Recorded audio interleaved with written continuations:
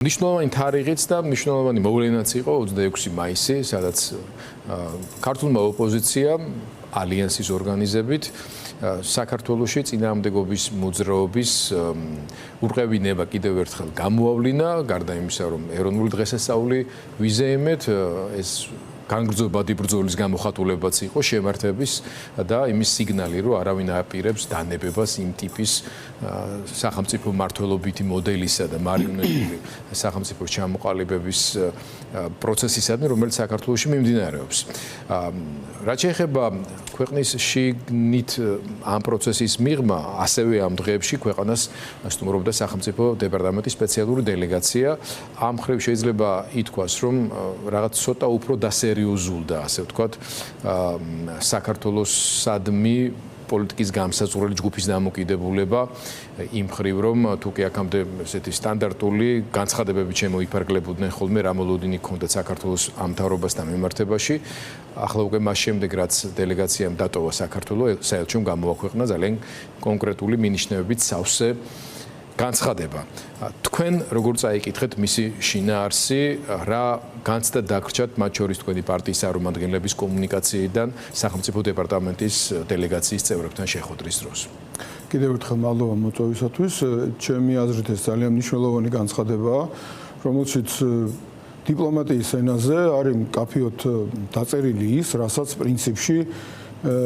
ქართული ოპოზიციაც ამ ხრის განმავლობაში ეუბნებოდა ჩვენ ქართულ საზოგადოებას, ჩვენს პარტნიორებსაც და პრინციპში ვეუბნებოდით ამ რუსულ რეჟიმსაც, რომ თუ მათ სურთ რაღაცომღაც,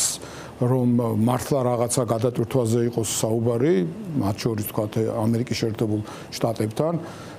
თუმცა ევროკავშირთან ამგვარ სურვილს საერთოდ არც კი გამოხატავენ. მაშინ ისინი უნდა მოიქცნენ სერიოზულად და გააკეთონ ის, რაც წერია ამ განცხადებაში, რომ იყოს ქვეყანაში სტაბილურობა, ოპოზიციის ჩართულობა და ეს ბუნებრივია ვერ იქნება, თუ კი ამ ქვეყანაში იქნა ლუკაშენკოსა და კადიროვის მსგავსი რეჟიმი. თუ მე დღეს პოსტიც დავწერე, თუ ამ რეჟიმს, რუსულ რეჟიმს გონია, რომ თვითონ როგორც ლუკაშენკო და კადიროვი ისე მოიქცევიან და ამერიკის შეერთებული შტატები მათთან გადატვირთვას გააკეთებს და რაღაცნაირად დაალაგებს,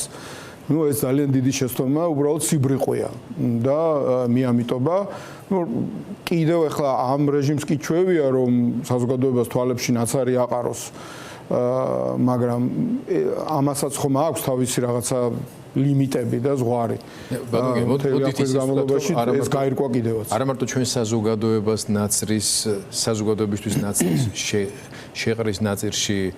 აქვთ პოზიტიური გამოცდილება, იმიტომ რომ დიდი ხნის განმავლობაში ამ ნაცრის ყრას ის შედეგი არ მოყვა. შედეგი ქონდა, მაგრამ საერთაშორისო საზოგადოების თვალში ნაცრის ყრაც დიდხანს გაგრძელდა. კი ბატონო. ამდენად მაგრამ დასრულდა ეს პერიოდი უკვე ამაში. აქ მაქვს ეჭვები, რაც მინდა გაგიზიარო და თქვენი აზრი მაინტერესებს. აი, ივანიშვილი ცდილობს რაღაცა ტიპის პატარა ტაქტიკური ნაბიჯები გადადგას, მათ შორის ჯაშუშები გამოავლინოს დაუშვათ იგივე, რომლებიც რუსეთის სასარგებლოდ შეიძლება ჯაშუშობდნენ, თუმცა ამას ღიათაც ვერ ამბობენ. რუსეთის და ირანის, აქ მნიშვნელოვანი მომენტია ირანი. კი ბატონო. განსაკუთრებით. თქვენს პასუხში ცხადია, ამასაც ახსნით რატო არის ეს. პარალელურად დაიჭირონ ადამიანები,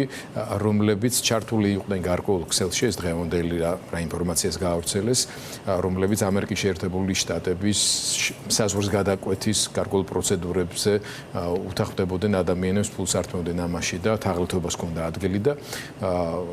დაიჭირეს, დააკავეს ადამიანები, საქართველოს მოქალაქეები და პარალელურად დღეს საღამოს უკვე შეერთებული შტატების საელჩომ სამადლობელი წერილი გამოაქვეყნა ქართული სამართალდამცავებისადმი. მოკლედ, ასეთი რაღაცები შეიძლება აკეთოს. როგორ ფიქრობთ, ეს იმოქმედებს იმ დიდ სტრატეგიულ მნიშვნელოვან მოლოდინებზე, რომელიც მათ შორის ამ წერილში იყო ჩამოყალიბებული? ანუ მათ დარჩათ რამე სივრციან შესაძლებლობები, რომ საკუთარი საგარეო პოლიტიკა, რომელსაც მრავალ ვექტორულს ეძახიან, წარმოაჩინონ ისე, თითქოს ისინი თანაბრად ითვალისწინებენ საქართველოში, როგორც მინიმუმ დაუშვათ ჩინეთის და შეერთებული შტატების ინტერესებს ერთდროულად, ან ამერიკის შეერთებულმა შტატებმა შეიძლება მიიღოს ეს მოცემულობა? თეორიულად კი, მაგრამ პრაქტიკულად არა. ეხლა ესენი გარდა იმისა, რომ მე რო ვთქვი, რომ მე არ მინდა რაღაცა მასავით გამოვიდეს, რომ აი მე რაღაცა სიამოვნებას მანიჭებს, რომ ესენი რაღაცა ეპითეტებით შევამყო და ამითი შემოვიფარგლოთ ჩვენ ინტერვიუს დროს, უფრო ვფიქრობ, ჩვენ საზოგადოება, რა თქმა უნდა, უფრო სერიოზულ ანალიზს იმსახურებს, უფრო ჩაუღრმავდები. ესენი დაახლოებით ცდილობენ არიან რა მართლა ლუკაშენკოსა და კადიროვის მსგავსი რეჟიმი, ცდილობენ რომ დაანახონ, რომ არა ჩვენ აი ალიევის მსგავსი რეჟიმი ვართ, რომელიც ეხლა პირდაპირ ვიტყვით ჩვენი მეგობრები არიან, სტრატეგიული პარტნიორები არიან და ძალიან დიდ პატივს სცემდა ის სუვერენული ქვეყანა, მაგრამ რაღაცა დემოკრატიის შუქურად ნამდვილად არ არიან, ხო, წარმოჩენილები არასდროს არ ყოფილან და არც დღეს არ არიან, მაგრამ რაც და უნდათ რომ აი იმასთან ხო მეგობრობთ, იმასთან ხო აკეთებთ რაღაც აი ტრიპს და ასე შემდეგ, ხო? აი ჩვენც ეგრე ვიქნებით და ჩვენთანაც ეგრე დაალაგეთ. აი რაღაცა დაახლოებით ამდაგვარი გზავნილია და ეხა თავის მხრივ აზერბაიჯან-ირანის ურთიერთობები კარგად ვიცით, თუ ვინმე ძალიან სერიოზულად და ფუნდამენტურად და საფუძვლიანად ეწინააღმდეგება აი აიათოლების იდეოლოგიის გავრცელებას ჩვენს რეგიონში, ჩვენს ქვერეგიონში დავაზუსტებ, იმიტომ რომ ჩვენ ვართ აღმოსავლეთ ევროპის რეგიონი და კავკასია არის, სამხრეთ კავკასია არის ქვერეგიონი აღმოსავლეთ ევროპის. ეს ძალიან მნიშვნელოვანია, რომ სულ ყოველთვის გვახსოვდეს პოლიტიკოსებს, ჟურნალისტებს, ექსპერტებს ხშირად ეს გვავიწყდება და ჩვენ კვლავ ჩვენ თავს ვკეტავთ იმ თითქოს რეგიონში, რასაც რუსეთი ასე ვთქვათ გვიწილადებს ხოლმე, რომ აი თქვენ ხართ იმ მარტო სამხრეთ კავკასია ხართ. არა, ჩვენ ჯერ კიდევ მიხეილ სააკაშვილის პრეზიდენტობის დროს მოვახერხეთ, რომ გავაფართოვეთ ჩვენი რეგიონი, ჩვენ ვართ შავი ზღვის ქვეყანა, შავი ზღვის ბასენის ქვეყანა და აღმოსავლეთ ევროპის ქვეყანა. ეს არის ძალიან მნიშვნელოვანი სტრატეგიულად, უბრალოდ ეს ჩანართის სახით გავაკეთეთ, რომ მოდი ახლა აი ჩვენ ხო და შესაბამისად ალიევი ამას ძალიან სერიოზულად ეწინააღმდეგება. განსხვავებით ამ ივანიშვილის რეჟიმისგან, სადაც ალ-მუსტაფას ეგრეთ წოდებული უნივერსიტეტი ფუნქციონირებს, რომელსაც 3 ფილიალი აქვს, თითქოს ადამიანებს ტროტუარზე დგომისთვის იჭერენ და არალიცენზირებული პირდაპირ ფუნდამენტური და აიათოლების ფილოსოფიაზე დაფუძნებული და ამ ფილოსოფიის გამავრცელებელი საგანმანათლებლო და მე ასე ვიტყოდი რეკრუტირების სტრუქტურა მუშაობს. რეკრუტირების რო არის იმითად დადასტურდა, რომ სულ ცოტა ხნის წინ საქართველოს მოქალაქეები უმეტესობად ეთნიკური აზერბაიჯანელი იყო, პლაკატებით იდგნენ, რომ რასაც გვიბძალებ ძვირფასო აიათოლა, იმას გავაკეთებთ, ხო? ამის პარალელურად ეს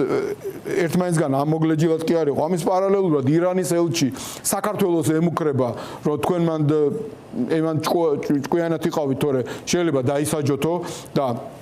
შიგნიდან აგიფეთქდეთ ქვეყანაო, რაზეც არც ერთზე და არც მეორეზე არ რეაგირებს ეს რეჟიმი, განსხვავებით ალიევისაგან. ალიევი ამის 1000-საც კი არავის არ აპატიებს და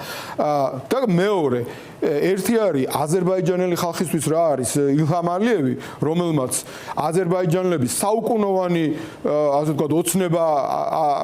ასე ვთქვათ აუსრულა აზერბაიჯანელ ხალხს და აზერბაიჯანის სუვერენიტეტი, ტერიტორიული მთლიანობა დაიცვა, როგორც შეძლო ამ ადამიანმა რუსეთის მიუხედავად და ზოგადი სიტუაციის რაც წინააღმდეგობა ქონდა მას ამ ყველაფრის მიუხედავად იმას სხვა ლეგიტიმაცია აქვს ამ ხალხში და მის ხალხში და შესაბამისად სხვა შესაძლებლობები და მესამე ფაქტორი ბოლო-ბოლო ის არის ასევე მართლა კარიბჭე ამ ქვერეგიონისა კარიბჭე, რადგანაც უშუალოდ კასპიის ზღვასთან აქვს შეხება და ამხელა რესურსი აქვს. გაზი და ნავთობი, რომელიც ჭირდება ალტერნატიული რუსეთისგან და ირანისგან, ალტერნატიული ჭირდება ევროპას და ჭირდება თელ მსოფლიოს. ანუ სულ სხვა პოზიციები აქვს ილჰამ ალიევს, რომელმაც შეძლო დაელაგებია დღევანდელ ადმინისტრაციასთან და სულ სხვა პოზიციები აქვს ამ პუტინის მიერ გამოგზავნილ შიკრიკს საქართველოში, რომელსაც ყველა ხედავს, რომ არანაირი თვალსაჩინო არ აქვს, არანაირი რესურსი არ აქვს, არანაირი ლეგიტიმაცია არ აქვს ქართულ ხალხში და ყველა ხედავს, რომ არის უბრალოდ ერთი მატყუარა, ქოსატყუილა, მაფიოზი, აი კრიმინალური მენტალიტეტი თავის ბანდასთან ერთად, რომელსაც საზოგადოებაში ავტორიტეტი არ აქვს, რომელმაც ამოწურა აი მტყუილების გავრცელების და ნაცრის შეყრის საშუალება ქვეყნის შიგნითაც და ქვეყნის გარეთაც და რომელმაც თავი მოიჭრა დასავლეთში და რომელიც ღიად აშენებს კედელს საქართველოსა და დასავლეთ შორის და ღიად მეგობრობს ჰამასთან, ღიად მეგობრობს აიათოლებთან, განსხვავებით აზერბაიჯანისგან, ჩინეთის კომპარტიასთან და თავს უხრის პუტინს განსხვავებით ალიევისაგან და რომლის უშიშროების სტრუქტურებს პირდაპირ აქვს დადებული ბელორუსიის კგბ-სთან შეთანხმება თანამშრომლობის შესახებ, ანუ FSB-სთან, ხო? დიამეტრალურად მიუხედავად იმისა, რომ იქაც პრობლემებია დემოკრატიისა და აქაც საშინელი პრობლემები გვაქვს და უფრო შეიძლება უარესი პრობლემები, მით უმეტეს იმ ფონზე რა კონტრასტიც იყო პრეზიდენტ სააკაშვილის ხელისუფლებასა და ამ რეჟიმს შორის, ხო? რასაც მივეჩვიეთ, ხო? და გვინდოდა უკეთესი და არა უფსკულში ჩავარდნა. ახლა უფსკულში ჩავარდნა. შესაბამისად, აბსოლუტურად როგორც ჩავიდა თეთრი განსხვავდება ერთმანეთისგან, ისე განსხვავდება ეს ორი ასე ვთქვათ პრეზიდენტ ალიევის ხელისუფლება და ეს რეჟიმი. საწყისი პოზიციებისთვის. ეს არის საწყისი პოზიციები. აი ჩვენი საუბრის დაწყება სენატში მიმდინარეობს სახელმწიფო მდივან რუბიოს მოსმენა. ერთ-ერთმა სენატორმა დაუსვა შეკითხვა სომხეთ-აზერბაიჯანის კონფლიქტის მოგვარებასა და ამ ახალ პროექტებში ამ ადმინისტრაციის როლთან დაკავშირებით და გაიხსენეს ბზეჟინსკის დიდი საჭადრაკო დაფა და ის კონკრეტული ასე ვთქვათ შედარება ეპიზოდი, რომ აზერბაიჯანი, იქ მარტო აზერბაიჯანზეა ლაპარაკი, ცენტრალური აზია რო წარმოვიდგინოთ, ნამდვილად ესეა სავსე უზარმაზარი რესურსებით, ეს არის ღვინით სავსე ბოთლიო, რომლის საცობიც აზერბაიჯანია. და ის რასაც თქვენ საუბრობთ, ზუსტად ამ როლის გამოყენების და საწყის პოზიციაზე მეტყველებს, მაგრამ ედუარდ შევარდნაძემ თავის დროზე და შემდეგ მიხეილ სააკაშვილმა აზერბაიჯანთან სტრატეგიული ურთიერთობა გამოიყენეს მნიშვნელოვნად იმისთვის, რომ საქართველოს გამختارიყო საქართველოს დაესვათ სოფლიოს რუკაზე. ივანიშვილი ხა პირიქით უყურებს როგორც ჩანს ამას და აფასებს რა სიტუაციას ამ ძაბრის, აი ამ ბოთლის თავის ნაწილად საკუთარი თავიც აქვს წარმოდგენილი, ფიქრობს რა რომ კი ალიევს აქვს უპირატესი ამ შემთხვევაში შესაძლებლობები, მაგრამ საქართველოს თუ არ გაატარა ეს ყველაფერი, ეს ფუნქცია და ეს ინტერესი ევროპის მხრიდან მოხმარების კუთხით იქნება შეზღუდული. ამიტომ მოდი აი ამ ინტერესს ჩავიბმევი მე და ჩვენს გარეშე ეს ამბავი არ გამოვა. კი, იქ სომხეთის მიმართულებით არის რაღაც მოძრაობები. სხვათა შორის დღეს სენატის მოსმენას ძალიან მოხვდა ყურში, რომ საქართველოს საერთოდ ახსენებულა და ამ შემთხვევაში სომხეთ-აზერბაიჯანის და სომხეთის გზებზე იყო ყურადღება გამახვილებული, რომელიც ჯერ ფაქტობრივად არც არსებობს, ამ დროს საქართველოზე არაფერი თქმულა. იდეაში წლები დაჭირდება ალბათ ამას, იქ რო ეს ამბავი თუნდაც ნაწილობრივ ეს რესურსი შეივსოს, რაც საქართველოს აქვს, მაგრამ ეს ხომ არ არის მართლაც ძალიან პრაგმატული, რეალისტური, ძალიან ცინიკური, მაგრამ ანგარიში თავად ივანიშვილს, რომ მას ვერაცდებიან ამ შემთხვევაში. დაელაპარაკო მისი პირობები. მაგას ვამბობ, სწორედ მაგის შევეცადე, რომ დასაწყისშიც მეთქვა, რომ მაგას ვამბობ, რომ მას აქვს ილუზია, რომ აქვს გარკვეული კოზირები, რომლის გათამაშებასაც შეძლებს. მაგრამ შევეცადე, რომ მოკლედ ბევრად უფრო ცლად შეგვიძლია ვილაპარაკეთ და კარგი დამატება იყო თქვენ რაც ვთქვით უკვე აზერბაიჯანის როლთან დაკავშირებით, თუნდაც ბჟეზინსკის წიგნში რაც წერია, ხო? აზერბაიჯანს სხვა როლი აქვს და სხვა შესაძლებლობები აქვს და აზერბაიჯანის მიმართ რა მოლოდინებიც ჰქონდა, იმ მოლოდინებს აზერბაიჯანი აჭარბებს კიდევაც. პირდაპირ მინდა გითხრათ და ჩვენს მიმართ სულ სხვა მოლოდინები ქონდა. საქართველოში 6 მილიარდზე დოლარზე მეტი აქვს ამერიკას დახარჯული, აზერბაიჯანში არა აქვს. ჩვენი დემოკრატიის მხარდაჭერაზე და ჩვენი ქვეყნის ისეთ სახელმწიფოდ ჩამოყალიბებაზე, რომელმაც შევარდნაძემ რო თქვა, რომ მივაკაკუნებო, კი არ მიაკაკუნა ნატოს კარები პრაქტიკულად გაიხსნა ჩვენ წინაშე და ოფიციალურად ჯერ არ არის გაუქმებული ის, თუმცა მაკეთკენ მიდის საქართველოსთან მიმართებაში. ბუქარესტის სამიზე გადაწყვეტილება ჯერ კიდევ ძალაშია, რომ საქართველო და უკრაინა გახდებიან ნატოს წევრი. ესეთი უპრეცედენტო რამ არის, კიდევ ერთხელ გავახსენოთ ჩვენს მაყურებელს, რომ ასეთი რამ ნატოს სხვა სახელმწიფოებს რო იღებდა, მანამდე არასდროს არაა გაცხადებული. ყოველთვის იყო, რომ აი თუ შეასრულებთ მერე და აქ არის მტკიცებით ფორმაში, რომ საქართველო და უკრაინა გახდებიან ნატოს წევრები. ეს არის უდიდესი გადაწყვეტილება, უდიდესი მიღწევა იმ დროის პირობებში, მით უმეტეს რამდენი დროა გასული 2008 წლიდან მოყოლებული ხო წარმოგიდგენიათ და ამის კვალობაზე საქართველო უკან და უკან მიდის. აი დღეს აღნიშნეს ბაქო თბილისი ყარსის ოფიციალური გახსნა და წარმოიდგინეთ 14 წელია ხელისუფლებაში არის 14 არა და 2 წელიწადში უნდა დასრულებულიყო ყველაზე გვიან პრეზიდენტ სააკაშვილის ხელისუფლების ასე ვთქვათ პირობებში ეს ძალიან მნიშვნელოვანი რკინიგზა და მხოლოდ 5 მილიონ ტონაზეა ლაპარაკი და გაცილებით მეტი უნდა იყოს სინამდვილეში ხო და აი 14 წელი შეგვიძლია პირდაპირ შეგვიძლია ავიღოთ და როგორც აი ამ რკინიგზასთან მიმართებაში ისე ლაზიკის ტირე ანაკლიის სპორტთან მიმართებაში როცა არაფერი არ გააკეთეს და აი ხელოვნურად იჩიჩქნებიან რომ აი ვითომ რამეს აკეთებენ ხო აი როგორც წყალტუბო ააშენა ივანიშვილმა და როგორც 5 მილიონი დაუბრუნა სოფლელებს და როგორც დენის ფასი დააკლოდა ბენზინის და ასე შემდეგ. აი ესე, აი ამგვარი ტყუილებით 14 წელი ესე ვთქვათ გალია 14 წელი დააკარგია ჩვენს ხალხს, ჩვენს სახელმწიფოს და ამან გამოიწვია სწორედ ის რომ ხალხი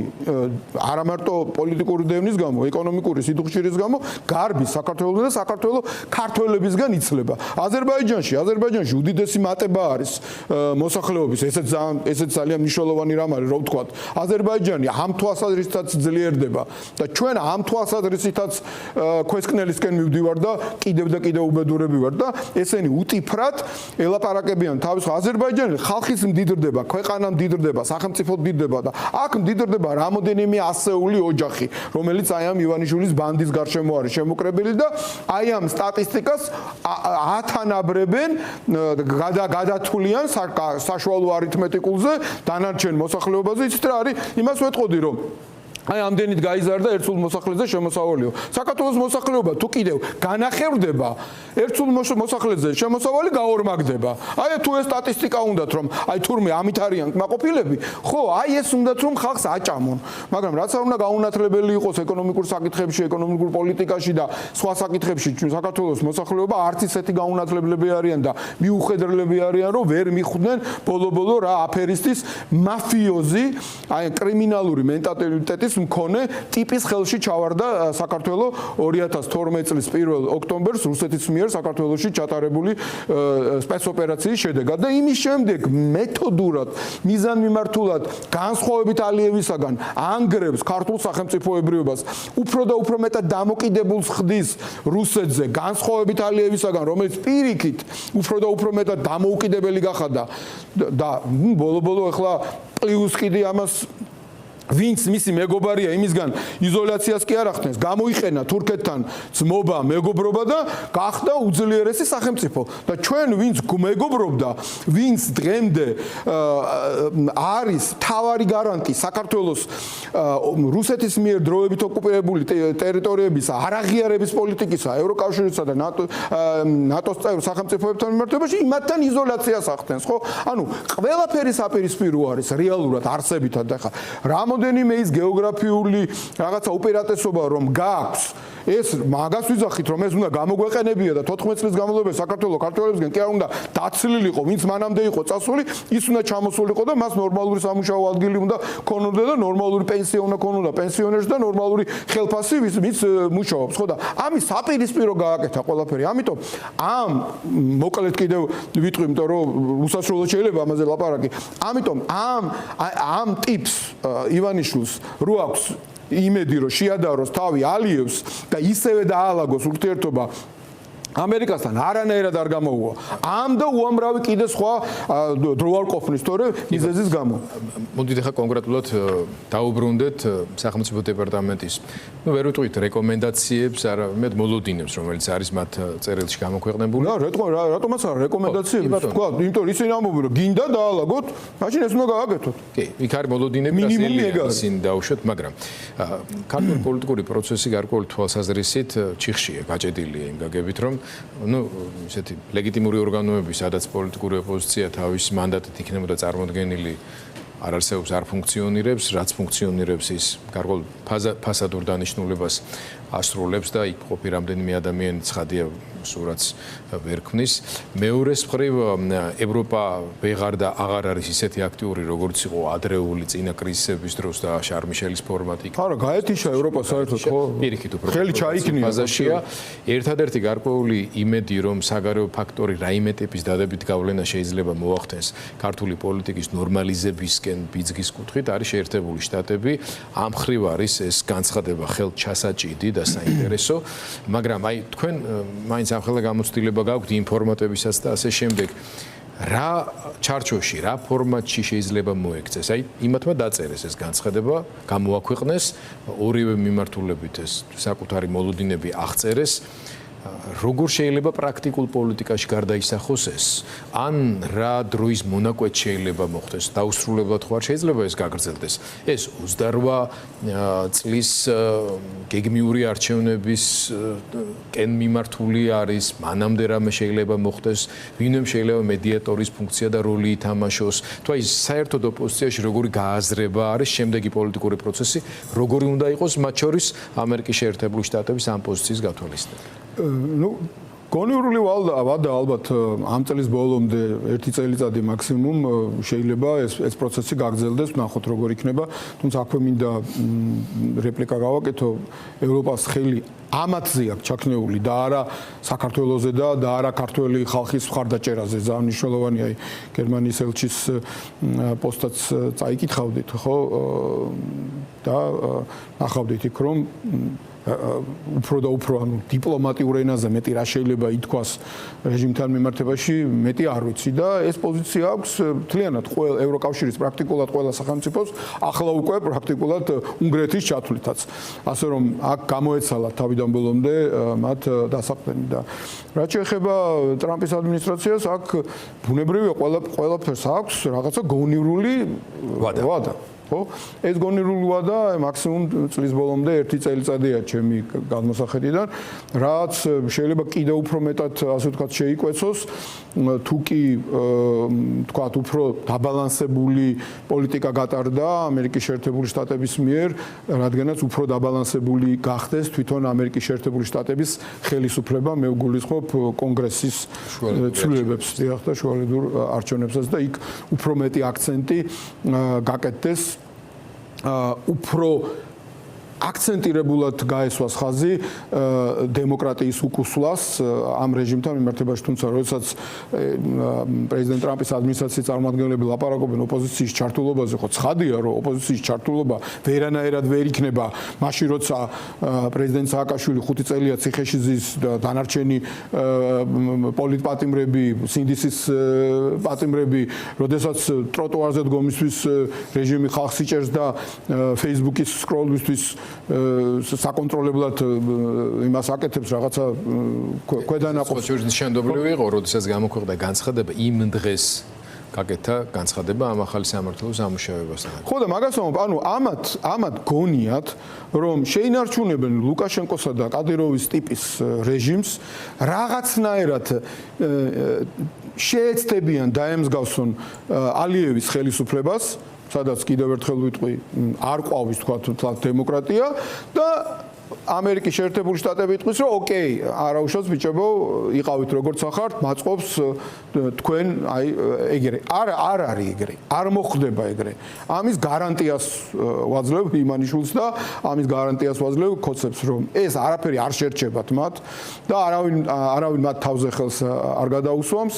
ამერიკა არ მიატოვებს ქართულ ხალხს, ამერიკა არ მიატოვებს არაღიარების პოლიტიკას, ამერიკა არ მიატოვებს საქართველოს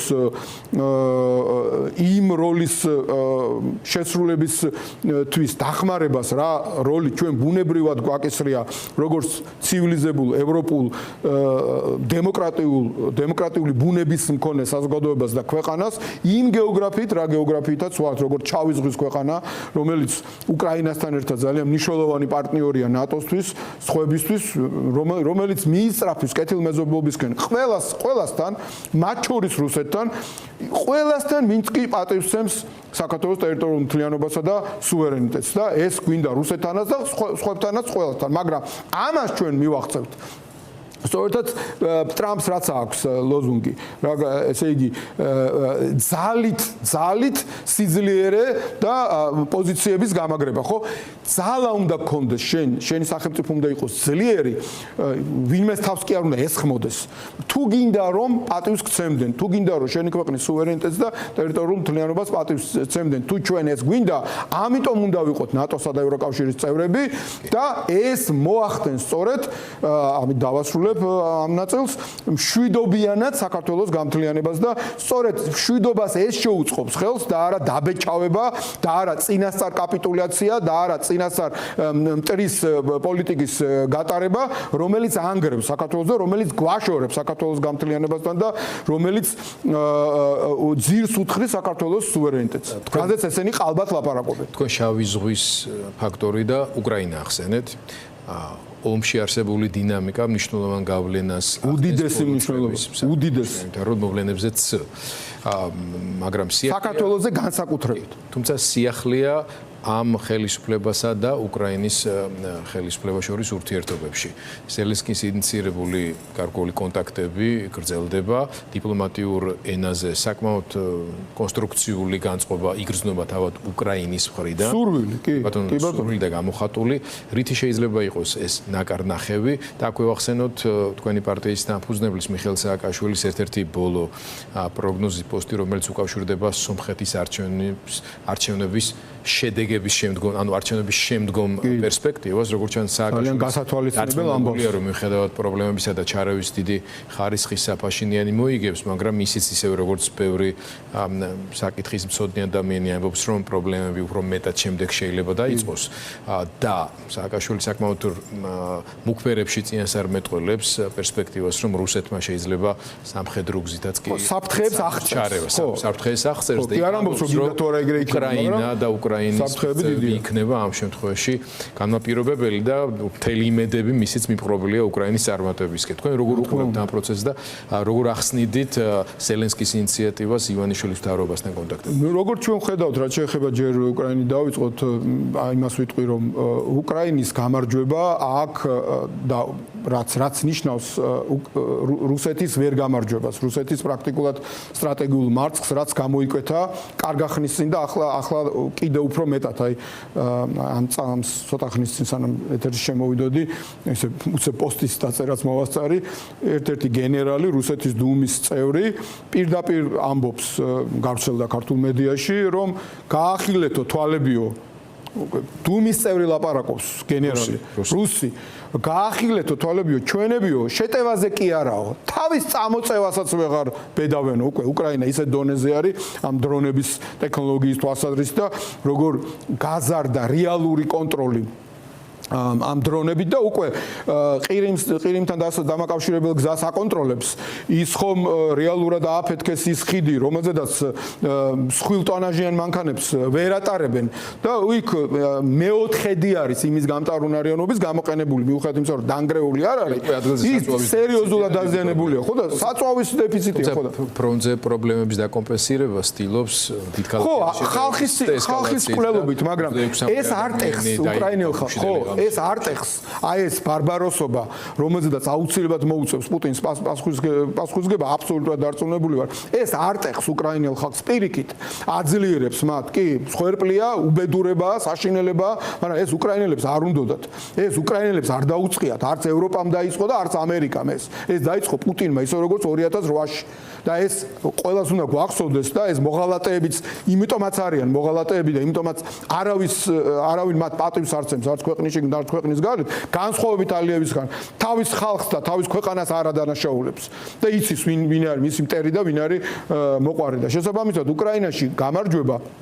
რაც უფრო მეტად გამოიკვეთება აქ ძალიან ბევრი ვისი შეშინებას მოახერხეს ამ რეჟიმმა და ვიზეთ ჯერ კიდევ დგანან გარკვეულწილად აი შეშინებული ხალხის და ვინც არიან ფლუგერები რომელიც ძალისკენ იხრებიან აი ესენიც რომ გამოეცლებიან ხო ეს რეჟიმი აუცილებლად ხუხულასავით დაემხობა ამაში ვარ აბსოლუტურად დარწმუნებული ეს ამიტომ ამას განაპირობებს უკრაინის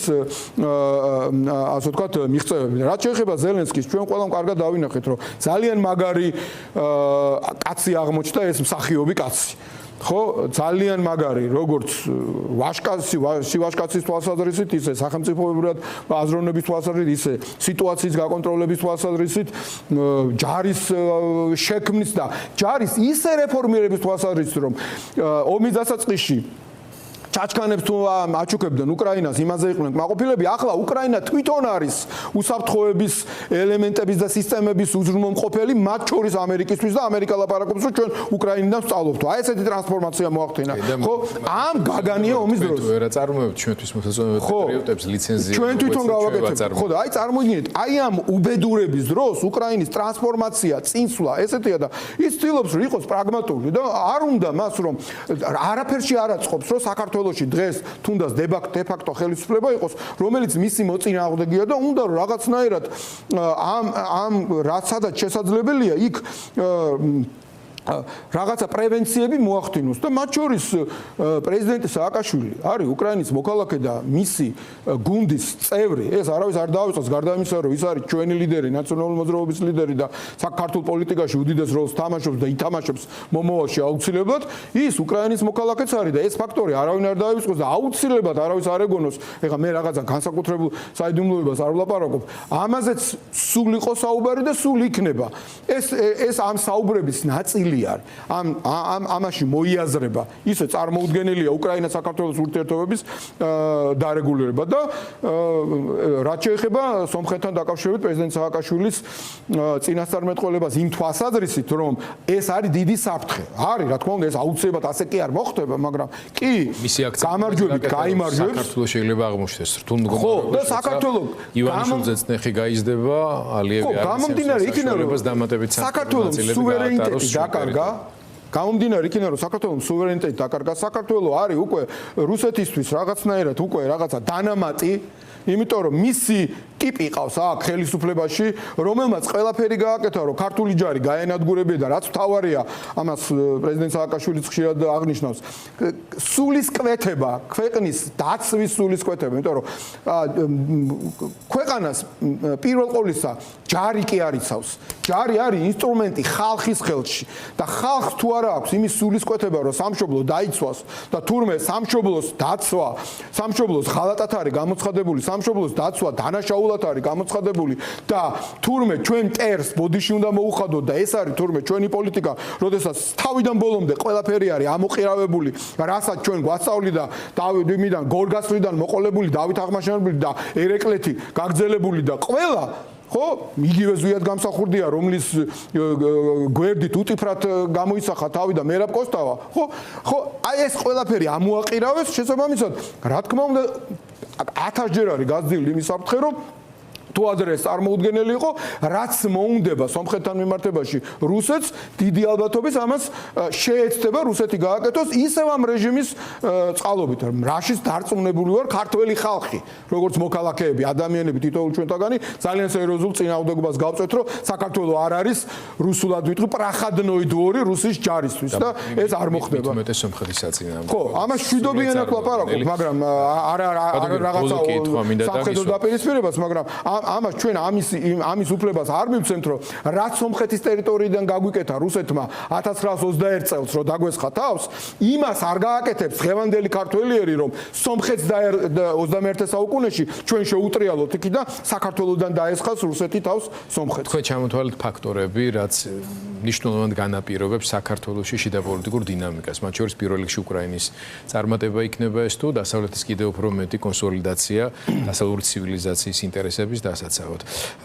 მაგრამ ამას ყველაფერს ადგილზე მზაობა ჭირდება და ქართული საზოგადოების ნების მამობილიზირებელი სხვა მნიშვნელოვან ინსტიტუტებთან ერთად პირველ რიგში პოლიტიკური პარტიებია. ამ მხრივ არც თუ სასიამოვნო დინამიკას აქვს ადგილი ბოლო დღეების განმავლობაში, რა დოზითაც თქვენ საჭიროდ ჩათვლით ამაზე ლაპარაკს, მაგრამ მაინც ფაქტია, რომ ერთ დროს თქვენი პარტიის თავმჯდომარე ნიკა მელია, რომელიც ასევე პატიმრობაშია, მიხეილ სააკაშვილი, ასევე პატიმრობაშია კი არა და მე მგონი ძალიან ახლოს არის მათი საკნები, დღეს ვთქვათ ეპისტოლარულ დაპირისპირებაში არიან ერთმანეთთან უკვე ერთი მხრივ საკმაოდ რთული ბრალდებებით. მათ შორის აი მე უბრალოდ ერთ ფრაზას ბევრი ციტატა მაქვს მონიშნული, მაგრამ ამდენს უბრალოდ ვერც მოვასწრებთ, ყველა დაინტერესებულ ადამიანს საკითხული აქვს, მაგრამ ასეთი ნათქვამის შემდეგ, რომ სადაც სააკაშვილია, იქ ქვეყნის ინტერესი არაა, იქ მხოლოდ კერძო ეგოისტური ინტერესია. ვიყო ივანიშვილის მტერი არ ნიშნავს, რომ უნდა ვიყო სააკაშვილის პარტნიორი, ეს ავტომატურად ნიშნავს, რომ ანუ ნიკა მელიას მონაწილეობით პარტია ან პოლიტიკური გაერთიანება იმავე ალიანსში ვერ უნდა იყოს, სადაც მიხეილ სააკაშვილის მიერ დაფუძნებული პოლიტიკური ორგანიზაცია. როგორ შეიძლება რა მოლოდინი შეიძლება ჰქონდეს იმ ოპოზიციურად განწყობილ საზოგადოებას, რომლისთვისაც ამ მომენტისთვის ოპოზიციური ალიანსი იყო ერთ-ერთი მნიშვნელოვანი დაუშვათ მიზიდულობის ცენტრი პოლიტიკური პროცესებში მონაწილეობისათვის. ხო, ლოგიკურად რასაც თქვენ ამბობთ ეგრეა, მაგრამ ნახოთ რა გადაწყვეტილებას მიიღებს თვითონ პარტია ახალი პარტიის შიგნით. ბუნებრივი არის დისკუსია ალბათ ნიკას ბევრი ეთანხმება იმ პარტიაში ამაზე, რაც ძალიან სამწუხაროა. პირველ ყოვლისა სამწუხარო ის არის, რომ მე ინგა გრიგოლიას გადაცემაში ახლა ჩვენ აქ ამდენი დრო არ აქვს. ამიტომ ეს დეტალებს აღარ ორი დღის წინ თქვი, რომ ეს აბსოლუტურად უსაფუძვლო, უსამართლო, აბსურდული განცხადებაა, იმიტომ რომ ეგ იმას ნიშნავს, რომ ადამიანს არათუ პოლიტიკაში არაფერი არ გესაქმება, არამედ რიგითი მოქალაქეც კი ამ შეცდომას არ დაუშვებდა, იმიტომ რომ სწორედ სადაც მიხეილ სააკაშვილია, იქ რომ სახელმწიფო ინტერესია, ეს დაანახა ვარდების რევოლუციის შემდეგ განვითარებულმა მოვლენებმა, როგორც მინიმუმ თუ მანამდე ვერ დაინახა, ასაკეთებდა მიხეილ სააკაშვილი სახელმწიფო ინტერესთან გამომდინარე და იმის შემდეგ თუ ვერ დაინახა, ხო? ახალი შექმნილი თანამედროვე პოლიცია, თანამედროვე ჯარი, თანამედროვე იუსტიციის სახლები, საბაჟო, საგადასახადო, საქართველოს ფეხზე დაყენებული ევროკავშირისკენ, ნატოსკენ, ყველაფერი. ბატონ მელია აყენებს კითხვის ნიშნის. აბა სახელმწიფო ინტერესია ძირითადად მაინც სააკაშვილის მისი აზრით არათანმიმდევრულ ნაბიჯებს და მათ შორის აქ პირდაპირ ბრალდებებია ივანიშვილთან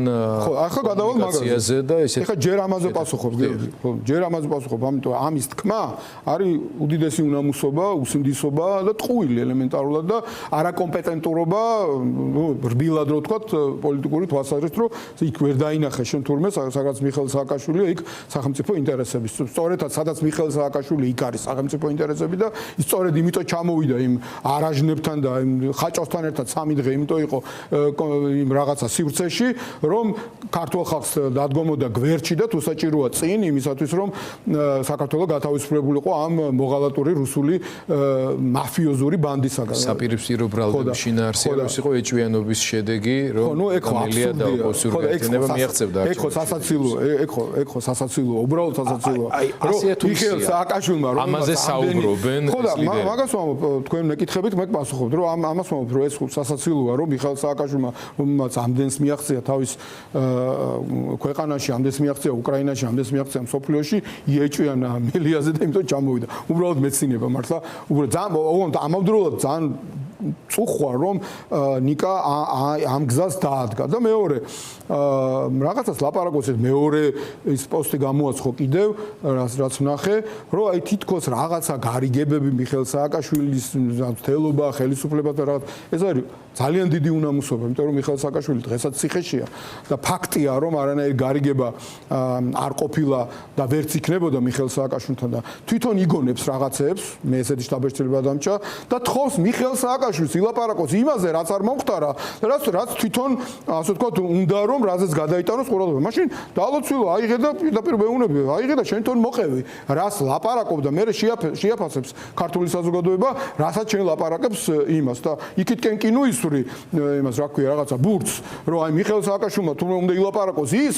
რაც არ არსებობს შენ თუ რამე იცი ადაკიდან მოყევი ამ თემებზე თქვენთან უბრალოდ წარმოუდგენელია როცა ის პარტიის თავმჯდომარე ამის არა რა თქმა უნდა 22 წელზე საუბარია მის მოწოდებაზე რომ ისიც მოყვეს იმ კაცს რომელსაც არასახელეს მთელი 22 წლის განმავლობაში რა საკითხებზე ეთანამშრომლებოდა რატომ იყო ის კაცი მისი მოციქული ხელისუფლებასთან 22 წელს ანუ მისი ვიომეთში ყოფნის დროსაც ამ კაცის მეშვეობით რა გარიგება დაიდო ხელისუფლებასთან და 22 წლის ბოლოს რაში გადააგდეს სააკაშვილი ხო და რაც შეეხება იმ ვიღაც კაცს ვიზეც მიშამ თქვა რომ მიღალატა ჩემი ჩამოსვლის დროს რაღაცების უზრუნველყოფა უნდა მოეხდინა და არ გააკეთაო ამ ადამიანის გამჟღავნება მეც მაინტერესებს მე ძალიან მაინტერესებს იმიტომ რომ ძალიან მნიშვნელოვანია ჩემთვის კითხვა მან რომ ის არც პოლიტიკოსია და მეტნაკლებად საზოგადოებისთვის ცნობილი არ არისო მაგრამ ხო შეიძლება მეც ვქონდეს რაღაცა ურთიერთობა იმ ადამიანთან არ ვიცოდე რომ ადამიანთან ვისთანაც ურთიერთობ ამასობაში პრეზიდენტი თulis მოღალატეთ ხო ამიტომ ეგ ჩემთვისაც შემთხვევა როცა ორივემ უნდა დაასახელოს ხო ეგ ჩემთვისაც საინტერესოა მაგრამ დარწმუნებული ვარ იტყვის მაშინ როდესაც ამისი ფაქტორები გაჩნდება და ამისი შესაძლებლობა გაჩნდება აქამდე ამასაც არ ამბობდა და ახლა თქვა ამის თაობაზე ხო შესაბამისად რაც შეეხება უკვე დიდ დასკვნას ხო ჩვენ არა ვართ პატარა ბავშვები რომ იქით-აქეთ ვიხტუნაოთ ხო ალიანსშიც შევედით არა იმ ილუზიით რომ იქ დაგხვდება ის პარტიები რომელსაც ჩვენ უყვარვართ არა პირდაპირ თქვენთანაც მithქვამს ეთერში ჩვენ ამ პარტიებში უმეტესობას არ უყვარვართ და ყველანი პრინციპში თეორიულად ერთმანეთის კონკურენტები ვართ. სწორედ ამას ვამბობთ რომ მაგრამ აქ არის საუბარი ნდობის მინიმალურ სტანდარტზე. ბრალდებების შინაარსი უბრალოდ ერთი მაგიდის გარშემო ერთ თემაზე შეთანხმების პერსპექტივასაც კი